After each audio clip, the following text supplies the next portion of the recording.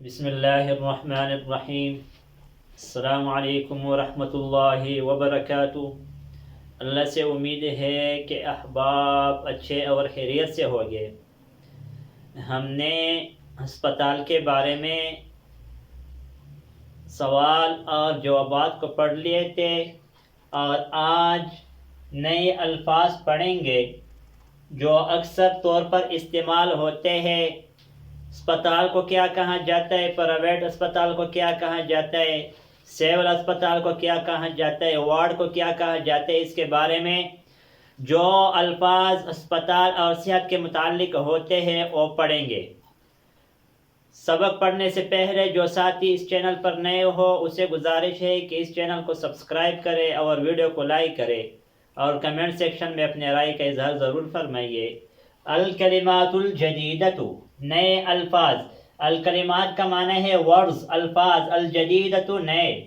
المستشفی المدنی، المستشفی المدنی civil ہسپتال۔ Civil ہسپتال کو عربی میں المستشفی المدنی کہا جاتا ہے۔ المستشفی الخاص، پرائیویٹ اسپتال۔ الخاص پرائیویٹ کو کہا جاتا ہے، یہاں پر المستشفی ہے۔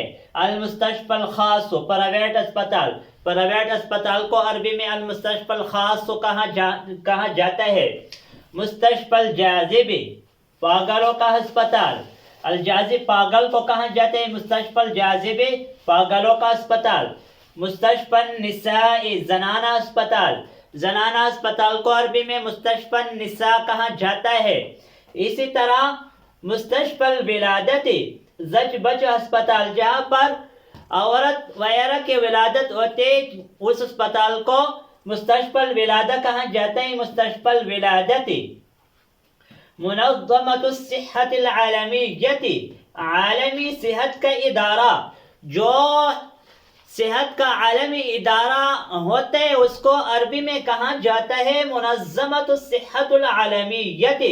منظمۃ الصحت العالمیۃ، عالمی صحت کا ادارہ۔ صیدلیۃ، میڈیکل سٹور، میڈیسن کو کہا جاتا ہے صیدلیۃ، میڈیکل سٹور اور میڈیسن کو کہا جاتا ہے۔ بیطرۃ، بیطرۃ جانوروں کا ہسپتال۔